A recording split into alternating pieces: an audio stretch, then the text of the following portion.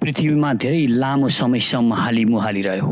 करिब 14 करोड वर्षसम्म यस धरतीमा डाइनोसरको साम्राज्य थियो। अनेक रूप र आकारका, ससानादेखि भीमकायासम्म, हिँड्नेदेखि उड्नेसम्म धेरै धेरै किसिमका डाइनोसरहरू थिए पृथ्वीमा। तर आज यसको कुनै प्रजाति पृथ्वीमा छैनन्। आखिर त्यस्तो के भयो जसले डाइनोसरको नामो निशाना मेटाइदियो? यो कुरा थाहा पाउनको लागि हामीले धेरै पछि फर्कनु पर्ने हुन्छ। आउनुहोस् अब हामी 6.5 करोड वर्ष पहिलाको समयको पृथ्वीतिर फर्कौं। पृथ्वीको मौसम धेरै राम्रो थियो। आजभन्दा 6.5 करोड वर्ष पहिला चारैतिर रुख, बिरुवा, सूर्यका किरण, समुद्रको चिसो हावा र यी डाइनोसरहरू। यो पृथ्वीमा डाइनोसर बाहेक अरू धेरै सासाना म्यामल्सहरू थिए र त्यही म्यामल्सको भिडमा एउटा यस्तो प्रजाति पनि थियो जसको आकार धेरै सानो थियो, एउटा मुसाको जत्रो मात्र। यही मुसा जत्रो प्रजाति नै एक दिन मानिसमा परिवर्तन हुनु थियो। मानिसको पूर्वज थिए ती साना म्यामलहरू। यिनै म्यामलहरू विकसित हुनेवाला थिए मानव जातिमा। यी कस्ता म्यामल्स थिए? यस्ता म्यामल्सहरू स्तनधारी जीव थिए। यहाँहरूलाई थाहै छ डाइनोसर अन्डा पार्थ्यो र यी म्यामल्सहरू भने सिधै बच्चा जन्माउँथे। हामी मानिस पनि एक म्यामल हौ। डाइनोसरले खाइदिने भएकाले यी म्यामलहरूको विकास राम्रोसँग हुन पाएको थिएन। त्यो बेला म्यामल डाइनोसरको डरले जमिन मुनि दुलोमा लुकेर बस्ने गर्थे र यिनको यही गुण यिनका लागि वरदान पनि साबित भयो। एक दिन मानिसविहीन धरतीमा एउटा भयानक घटना भयो। आकाशबाट त्यो दिन 10 किलोमिटरको डायमिटर भएको एउटा एस्टेरोइड सिधै पृथ्वीतिर आयो। डाइनोसर आफ्नो राज्यमा मस्त थिए। धरतीको गुरुत्वाकर्षण फिल्डमा छिर्ने बित्तिकै यसको गति एकाएक तीव्र भयो। प्रत्येक सेकेन्ड सँगसँगै यो पृथ्वीमा अझ नजिक हुँदै गयो। करिब 70,000 प्रति किलोमिटरको स्पिडमा यो पृथ्वीको वायुमण्डलमा प्रवेश गर्यो। वायुमण्डलमा छिर्ने बित्तिकै वायुमण्डलसँगको घर्षणको कारणले यो एउटा विशाल आगोको गोलामा रूपान्तरण भयो। यसको उज्यालो यति धेरै थियो कि भनिन्छ पृथ्वीका त्यो बेला जति पनि जीवहरूले यसलाई देखे ती सबै अन्धा भए। ती जीवहरूले यो उल्काको तातो झेल्न सकेनन्। जब यो एस्टेरोइड धरतीमा बजारियो तब त्यसको विस्फोटबाट निस्केको तातोले डाइनोसरको सर्वनाश गर्यो। पृथ्वी तातो भयो, एकदमै तातो। ससाना डाइनोसर बाँच्न पनि सक्थ्यो होलान्, तर एस्टेरोइड बज्रेपछि पुरा पृथ्वीमा धुवाँ र धुलोले ढाक्यो। कैयौं दिनसम्म पृथ्वीमा घाम नै देखिएन। पुरा धरती अन्धकारको डल्लोमा परिणत भयो। तातेको पृथ्वीमा सबका सब पग्लेका थिए। वनस्पति र प्राणी सबै मरे। आकाशमा पुगेको धुलो र धुवाँ केही दिनपछि बर्सिन थाल्यो। यो भनिन्छ यो महिनौं लाग्यो। यो झन् ठुलो विनाशक भयो। जताततै समुद्रहरू पानीको वर्षा, जताततै बाढी पहिरो गयो। डाइनोसरको नामो निशान मेटियो। धरतीमा पुरै साफ भयो डाइनोसर। तर जब एस्टेरोइड विस्फोट पछिको धुवाँ र धुलो फाट्यो, फेरि सूर्य उदायो। फेरि धरतीमा बिहानी आयो र उज्यालोमा थाहा भयो धरती पुरै खाली भएको थिएन। आशा अझै बाँकी थियो। ससाना जीव अझै जीवित थिए र 25 किलोभन्दा बढीका कुनै पनि जीव भने बाँच्न सकेका थिएन। धरतीमा केवल 5% प्राणी अझै बाँचिरहेका थिए र तिनै ससाना म्यामलहरूमा एउटा यस्तो म्यामल पनि थियो जुन भविष्यमा गएर मान्छे हुनेवाला थियो। र त्यो उल्काको प्रहार सबै एङ्गलबाट गलत थिएन। डाइनोसरको अन्त्य अरू प्राणीको विकासका लागि सुनौलो अवसर बन्यो। यसरी विकसित हुनुपर्ने म्यामलको भिडमा त्यो म्यामल पनि थियो जो भविष्यमा गएर मान्छे हुनेवाला थियो, जसले आफूलाई यो विनाशकारी घटनाबाट बचाउन सकेको थियो। त्यो विनाशकारी, त्यो पृथ्वीको तातो जुन बढेको थियो, पृथ्वीको वातावरणमा जुन तापक्रम बढेको थियो, त्यो तापक्रम झेल्न सक्ने क्षमता कुनैमा थिएन। र यस्ता म्यामलहरू जो दुलोभित्र पस्थे र कैयौं दिनसम्म खाना नखाइकन पनि बाँच्न सक्थे, अँध्यारोमा आफ्नो खाना खोज्ने गर्थे, यस्ता म्यामलहरू बाँचेका थिए। अन्त्यमा एस्टेरोइडको प्रहारले तातेको धरतीबाट बच्न म्यामल जमिन मुनि दुलोमा बस्न थाले। जीवित रहनका लागि सबै कुरा खान थाले। सबै नै जब पानी पर्यो यत्रो ठुलो प्रलयपछिको पृथ्वी शान्त भएको थियो। फेरि बोट बिरुवा उम्रन थालेका थिए। पृथ्वीमा जुन 5% जीव बाँचेका थिए तीमध्ये एडप्टन रेडिएसन क्रियाबाट धेरै प्रजातिहरू जन्मन थाले। इयोसिन इपोकमा 5.5 करोड वर्ष पहिला बाँदर जस्तो प्रजातिको जन्म भयो।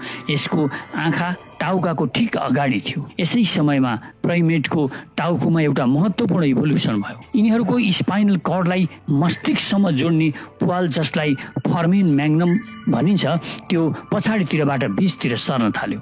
अब जुन प्रजातिको जन्म भयो त्यो सिधा उठेर हिँड्न सफल भयो। आजभन्दा 4 करोड 70 लाख वर्ष पहिला पृथ्वीको वातावरण लगातार परिवर्तन आउन थाल्यो।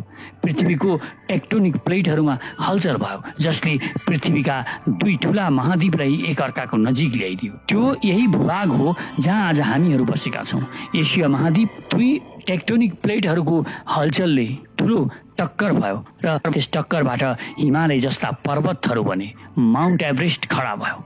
यी पर्वतहरू यति अग्ला थिए कि यसले वातावरण चिसिन थाल्यो। हिमालबाट पग्लिएको हिउँले धेरै नदीहरू बन्न थाले। यी तिनै नदीहरू हुन् जसबाट आधाभन्दा बढी प्राणीहरूले पिउने पानी पाएका छन्। इलिगोसिन एपोकको 3 करोड वर्ष पहिला ग्लोबल कुलिङ भयो जसले घाँसे मैदान बढ्न थाल्यो र जङ्गल घट्न थाले। तब यस्ता जनावरहरू विकसित भए जो खुला मैदानमा बस्न उपयुक्त थिए। यिनै मध्ये एकले अर्को जनावर खाने खालका जनावरहरू पनि विकसित हुन थाले। विशालकाय डाइनोसर जस्ता जनावरहरू त विकास भएनन् तर ठुला ठुला जनावरहरू पृथ्वीमा धेरै विकास हुन थाले। 1 करोड वर्ष पहिला पृथ्वीले त्यो रूप लिन थालेको थियो जुन रूप आज हामीले देखिरहेका छौँ। आज हामीले देखेको जस्तो पृथ्वी 1 करोड वर्ष पहिला नै तयार भइसकेको थियो। पृथ्वीको वातावरण लगभग पूर्ण रूपमा आजको जस्तै बनिसकेको थियो। सबै महाद्वीप पूर्ण रूपमा चिर परिचित थिए। परिस्थिति फेरि बदलिन थाल्यो। 40 लाख वर्ष पहिला पृथ्वीको टेक्टोनिक प्लेटमा एकपटक फेरि हलचल भयो। फेरि अफ्रिकाको पूर्वी इलाकामा एउटा नयाँ पर्वत श्रृङ्खला निर्माण भयो। यो पर्वत श्रृङ्खला थियो इस्ट अफ्रिकन रिफ्ट भ्याली। यो पर्वत श्रृङ्खला बन्नाले यहाँको हरियो जङ्गलमा आउने मौसमी हावाको मनसुन पूर्ण रूपमा रोकियो। यसकारण यहाँको जङ्गलमा पानी नै पर्न छोड्यो र यही जङ्गलमा बस्थ्यो द ग्रेट एप्स। यिनीहरू हाम्रा टाढाका नातेदार थिए अर्थात् हाम्रा पूर्वजहरू यिनीहरू नै थिए जसलाई आज हामी पूर्वज भनेर मान्छौँ पनि। पेरोलापिथिकस र पेरोला हाम्रा परिवारको सुरुवात यही पेरोलाबाट भयो। पेरोला रुखमा बस्थे, फलफुल खाने गर्थे। एकदमै गरुङ्गा भएका कारण यिनीहरू एउटा हाँगोबाट अर्को हाँगोमा जानै सक्दैनथे। यसैले यी सधैँ हल्लेर त्यही हाँगोमा तुन्द्रुङ्ग झुन्डेर हल्लिँदै बस्ने गर्थे। कहिलेकाहीँ यिनीहरू 2 खुट्टा टेकेर पनि उभिन्थे। यिनीहरू हिँड्न पनि सक्थे। यिनीहरूको सिधा उठेर हिँड्ने क्षमता जमिनमा आएर भएको नभई हाँगाहरूबाटै रुखा हाँगाहरूबाटै भएको थियो। 2 खुट्टाले हिँड्नु मानिसको खोज होइन, एप्सको खोज थियो। पछि गएर यी ग्रेट एप जलवायु र स्थान अनुसार बदलिँदै गए। केही चिम्पान्जी र गोरिल्लामा विकसित भए भने केही मानिसमा विकसित हुन थाले। यिनीहरू पुरा अफ्रिकामा फैलिएका थिए। पानी पर्न छोडेपछि यहाँको जङ्गलहरू सुके जसको सबैभन्दा ठुलो असर यिनै एप्सहरूमा पर्यो। जङ्गल सुक्नाले यी एप्सको लागि खाने समस्या उत्पन्न भयो। त्यसैले यिनीहरूले अब रुखबाट ओर्लिएर खानाको खोजीमा जमिनमा हिँड्नु पर्ने भयो। यी हुन् एडिपिथेकस रामिडस। यी हुन् हाम्रा पूर्वज जसले जमिनमा मानव इतिहासको पहिलो पाइला राखे। आज यिनीहरूकै कारणले हामीले चन्द्रमामा पहिलो पाइला राख्न सक्यौँ। यिनको दिमाग सुन्तला जत्रो थियो र लम्बाइ 4 फिट थियो। यिनीहरूको यी हाम्रा वंशजका सबैभन्दा पहिले सिधा उभिएर हिँड्ने जीव थिए। कयौँ हजार वर्ष लगाएर विकास भएपछि यिनीहरू सिधा हिँड्न थाले। सुरुमा यिनीहरूलाई सिधा भएर हिँड्न निकै गाह्रो थियो। यसबाट ऊर्जा कम खर्च हुन्थ्यो र यिनीहरू हिँड्दा हिँड्दै खान पनि सक्थे। 2 खुट्टाले हिँड्न थालेपछि यिनीहरू खानाको खोजीमा टाढा टाढा पनि जान थाले। समयसँगै विकासको प्रक्रिया चल्दै गयो। हाम्रा पूर्वज बिस्तारै विकसित हुन थाले। 23 लाख वर्ष पहिला हाम्रा पूर्वजको दिमाग बढेको थियो। यी थिए होमो ह्याबिलिस। यसले पहिलोपल्ट ढुङ्गालाई हतियार बनाएर प्रयोग गर्न थाल्यो। यही ढुङ्गाबाट उसले धारिलो हतियार र हतौडाहरू बनायो। अब पूर्वजले काट्ने हतियार पनि पाए। उनीहरूले हतियार बनाउन सिके जसबाट पहिला गर्न नसक्ने कामहरू उनीहरू गर्न सक्ने भए आमूल परिवर्तन आयो उनीहरूको जीवनमा। ढुङ्गाको प्रयोगले हातलाई बलियो बन्न सहयोग गर्यो। अब ढुङ्गालाई अझ कुशल तरिकाले प्रयोग गर्न सक्षम भए। उनीहरू यसलाई सिपका साथ धारिलो बनाउन थाले। यिनीहरूले हजारौं लाखौं वर्ष यसलाई धारिलो बनाउनमा खर्च गरे र यही धारिलो बनाउने सिलसिलामा यिनीहरूको मस्तिष्कको विकास तीव्र रूपमा हुन थाल्यो। यिनीहरूको मस्तिष्कमा क्रिएसन पावर आयो, क्रिएटिभिटी बढ्यो। समयसँगै हाम्रा पूर्वज अब समूहमा गएर जनावरहरूको शिकार गर्न थाले। यी थिए होमो इरेक्टस, जुन अरू जनावरभन्दा बढी नै होसियार र बुद्धिमान थिए। यिनीहरूले सबैभन्दा पहिला आगोको प्रयोग गर्न सिके। आगोको खोजी ठुलो कुरा थियो हाम्रो मानिसको जीवनमा। पूर्वजको लागि सबैभन्दा ठुलो खोजी थियो आगो। यसले न्यानो दियो, उज्यालो दियो र जङ्गली जनावरहरूबाट सुरक्षा दियो। यसै कारणले अब परिवार बन्न थाल्यो। आगोको वरिपरि उनीहरू सपरिवार बस्न थाले। यिनीहरूले अब आगोमा मासु पकाउन पनि सिकिसकेका थिए। आगोमा खाना पकाउनुको मतलब थियो मासुलाई चपाउन र पचाउन कम ऊर्जा खपत हुन्थ्यो। यसै कारणले अब यही ऊर्जा यिनीहरूको दिमागमा खर्च हुन थाल्यो। यिनीहरूले मासु खाने र शिकार गर्ने सिकिसकेपछि प्रोटिनको मात्रा बढ्यो। यिनीहरूको खानामा प्रोटिनको मात्रा बढिसकेपछि त्यसले मस्तिष्कको आकार बढाउनमा निकै सहयोग गर्यो। यसै कारणले अब यही ऊर्जा यिनको दिमागमा खर्च हुन थाल्यो। यिनीहरूले धेरै क्यालोरी र शक्ति पाउन थाले, जसबाट हाम्रा पूर्वजको दिमाग धेरै ठुलो भयो, विकसित भयो। 2 लाख वर्ष पहिला आजको मानिसले आफ्नो रूप लिएको थियो। लेरिङ्स अनि आवाजको जुन नली हाम्रा पूर्वजमा गलाभन्दा माथि थियो त्यो तल सरेको थियो। अब हामी आज जटिल आवाज निकाल्न सक्थ्यौँ। हामीले पहिलोपल्ट बोल्न सुरु गरेका थियौँ। सूचना एउटाबाट अर्कोमा पुर्याउन सकेका थियौँ। यही थियो अन्तिम विकास क्रम, जसपछि पूर्ण विकसित भएर हामी बन्यौँ। जब हामीले आवाज पायौँ, शब्दहरू पायौँ, यो विकास क्रमको अन्तिम क्षण थियो र हामीले भाषा पायौँ। अनि होमो सेपियन्ससँग बोल्नको लागि भाषा थियो र उसँग हात हतियार र सबै किसिमको साधनहरू थियो।